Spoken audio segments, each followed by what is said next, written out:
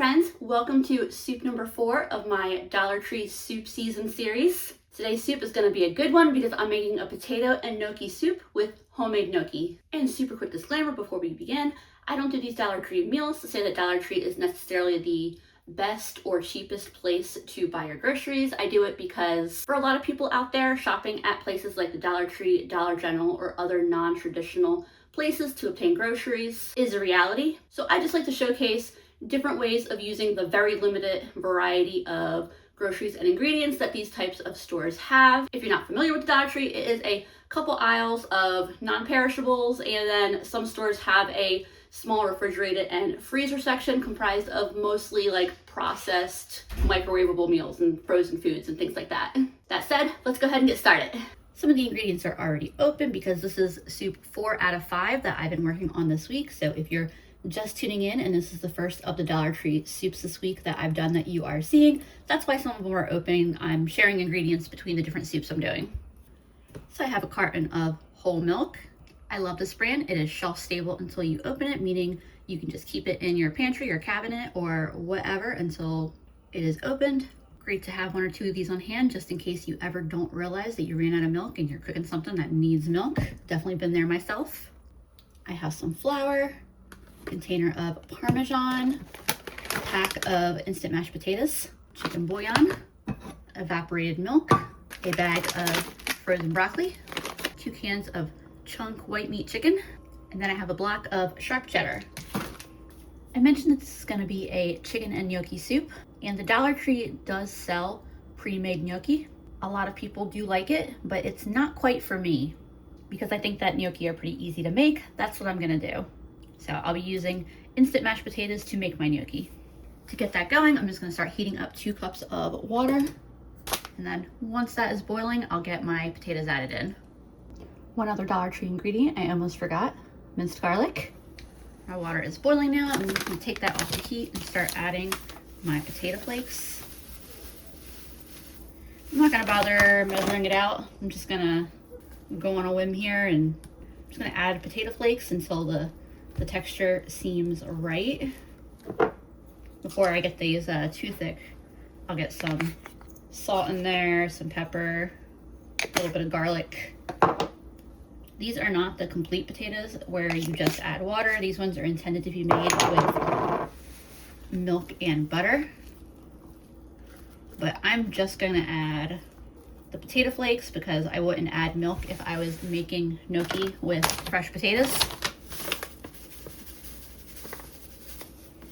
And if I do happen to make this too thick, then I might use just a little bit of milk or water or whatever to thin them out, but there's no reason I need to add butter or milk to these.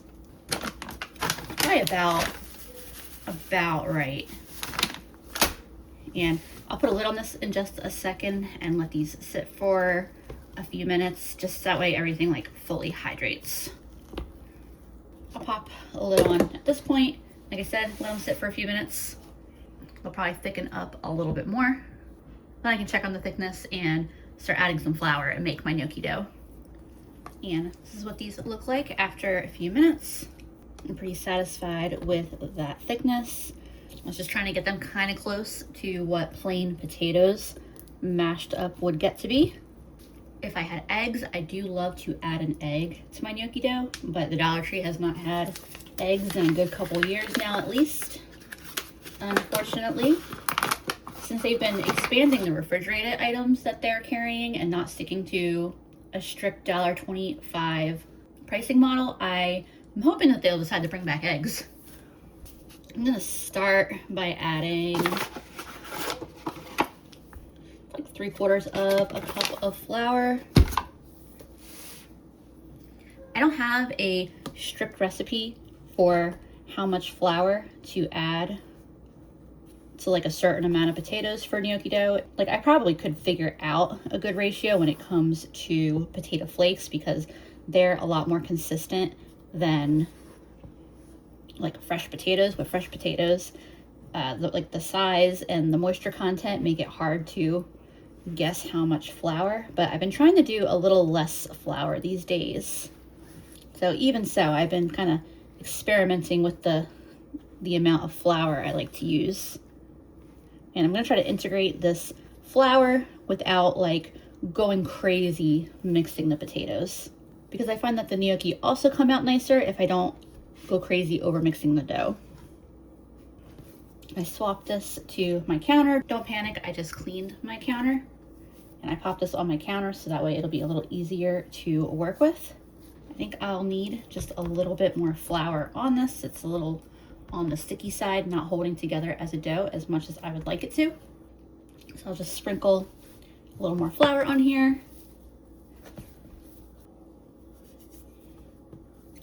I grabbed my bench scraper. I think that's the easiest way to mix the flour in, just because the potatoes can be a little wet. I think this is from the Dollar Tree too, come to think of it. This is almost where it needs to be. It's just a little bit sticky at this point. It's slightly more mashed potatoes than dough, although it's not going to be like a bread dough or even a pasta dough. It's a little more delicate, and it's a very soft, pillowy dough, but it doesn't have quite as much structure as a bread dough or a pasta dough. The goal here is basically just to add enough flour so that way everything holds together, and so that way when I boil the gnocchi, it's all going to stay together and not dissolve. I think I'm about happy where this is at. It's still going to stick a little bit, but that's okay. I think it's got enough flour in it that it'll hold together just fine when I'm boiling it. But I don't know if you can tell as I'm flipping it, like, yeah, it's a little bit sticky, but it's definitely becoming more dough-like, less like a pile of loose mashed potatoes. So I'm gonna go ahead and just try getting these shaped so I can get going on my soup. And the soup itself does not take long to make at all. So if you buy the pre-made gnocchi, this actually isn't a long process. Not as long as I'm making it seem probably making homemade gnocchi.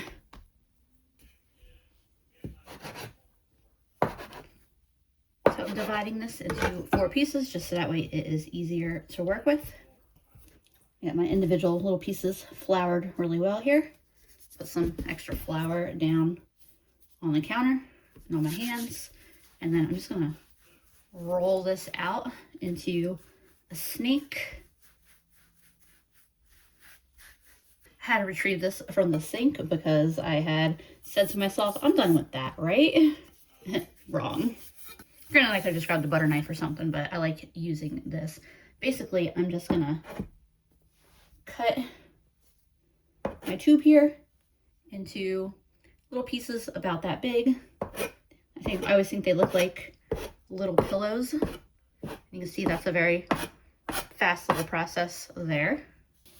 And then to shape these into like that traditional gnocchi shape with the ridges, you can either use a fork. You just roll your gnocchi against the tines of the fork. Some forks work better than others. Or I have one of these little gnocchi boards. It comes with this little dowel, which I just realized I didn't actually need to grab. The dowel is for rolling pasta, so you can like make ridged pasta tubes with it, which is fun to do as well. Take your thumb and roll it over the ridges, and you get that classic ridged gnocchi shape. First ones usually come out a little funky before I get into the flow. But it's a very quick process once you get into it. I'll have a link for one of these things, either my description or attached to the video or something. Like I said, you can use a fork, or you don't even have to put ridges in them at all. That's purely mostly like just an aesthetic thing. It does make the sauce cling nicely, but not necessary, especially not necessary to the taste.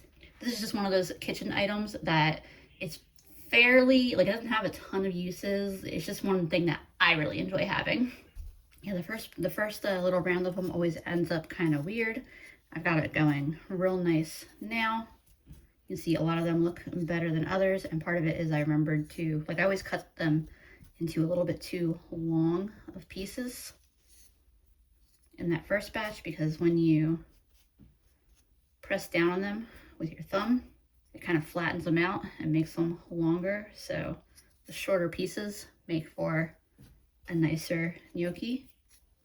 Although, don't count on me to have a bunch of like identical sized pieces, because that is definitely not my strong point. But like, look at that.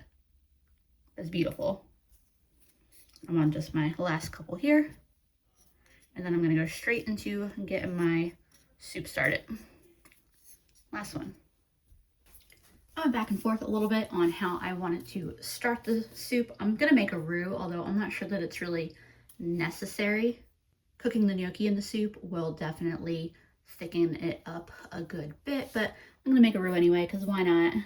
So I've got some oil heating up, and that almost looks like a slab of butter through my camera, but that's just my light reflecting in the oil.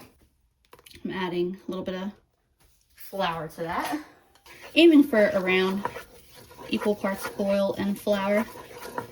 How thick this is getting is letting me know that I did not succeed. I'll throw in another little splash of oil in there. So if it's a little on the thicker side, that's fine too. If you've got butter, you can also use butter. I prefer most of my roux made with butter, but really any fat will do you. And then as this heats up, I'm just gonna stir it around and cook the flour. My pot's heated up now, so you can see that my oil and flour mixture is bubbling and it's getting a little darker. Yeah, I'm gonna put a nice big dollop of my minced garlic to saute in there while that butter and oil mixture finishes cooking up. I mixed it all together and it's a little bit thick, but I can smell that garlic is sauteing. If I was cooking with butter, I'd probably just plop a big old slab of butter in there with this right now. Yeah, it's starting to smell good actually. I was a little bit worried for a second when my roux and the garlic just clumped together, but I think this is gonna work just fine. Cook this for, I don't know, another 30 seconds maybe, and then I'll start getting liquid in here. This smells all nice and toasty in the best possible way. I'm adding in a cup of water for now and my bouillon cube. And I'm gonna try to get that dissolved in there real quick. Or at least mostly dissolved. It doesn't have to be fully dissolved. It'll fully dissolve either way as I cook. And depending on how much water I add, I might end up adding another bouillon cube. That bouillon cube is technically designed to go with 2 cups of water. So right now it is an extra chickeny broth mixture here I got going on. That is pretty well blended. And you can see how that's pretty thick too. Now I'm gonna add the rest of this carton of milk. I don't know what that was, a cup and a half, 2 cups of milk, something like that. Since this was an already open carton, it was in the fridge, so I'll give that a minute to heat back up. Just adding that other cup of water in now. I'm looking at the amount of gnocchi I have to cook, and I think it definitely needs to have 2 cups of water, and honestly 2 cups is what I wrote in my own notes for this, so I don't know why I'm not following it. I've also got that broccoli that I was going to be adding to it. Since this is a steam bag, I'm just going to heat it up in the bag in the microwave. I also have that can of evaporated milk. I'm going to get some of that in there, adding like 2/3 of it right now. I won't be surprised if I just decide to end up adding the whole can. We'll see like where the flavors are and such, if I need to add more broth or more cream. The cream, obviously, I mean the evaporated milk. And then I also have that parm. I have no idea how well it's going to like melt in and integrate in here. We'll see.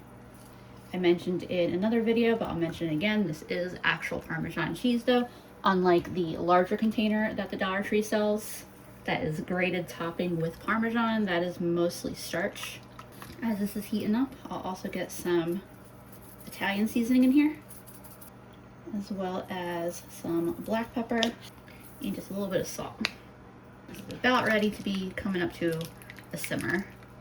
I'm liking where this is going. I don't have any more plans for the Parmesan, so I'm gonna add the rest of that in and make sure to mix it really well.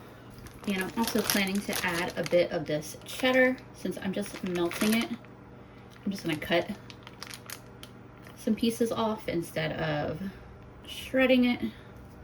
It'll take a little bit longer, but that's okay. I used 2 or 3 ounces of my cheddar. I got a little bit left. I'm gonna save that for my final soup tomorrow. I'm ready to get my gnocchi in here, and I'm just gonna drop them into the boiling water. I have a cup of water at the ready here because I think this might be a little light on the cooking liquid, and the flour that's coating the gnocchi is likely to thicken this up a good bit. I'm just stirring this gently as I put them in and kind of putting them in, not quite in batches, but like I don't want to put so many in that they're going to stick together. Another option would be to cook the gnocchi separately in some very salty water and then add the cooked gnocchi to this. Gnocchi cook very, very quickly, just taking a couple minutes at most, and they float when they're done. I'll start adding a little bit of that water in as I continue to add my gnocchi here. I've got all my gnocchi in the pot. I did add that full cup of water. I'm gonna get these cans of chicken open. There's one, and the other. Also just gonna add the rest of that evaporated milk. And I will give this a taste in just a second to see if this needs anything. This is really good. All I'm gonna add is a little bit of red pepper flakes, some onion powder, and a little hit of Worcestershire sauce. And I'm gonna turn the heat off of this. Everything is fully cooked in it. Obviously it's quite hot. If it seems a little bit grainy, that's just a result of the grated Parmesan. It doesn't melt the same way that fresh Parmesan does, but it still tastes really delicious. I did not forget that broccoli. I'm gonna grab that in just a second here. Getting that steamed broccoli in. And this is ready for me to get into some bowls. And here's what that final soup looks like. Like I said, if it looks a little grainy, that's just a result of the powdered grated Parmesan. It happens when I make soups with the Kraft stuff as well.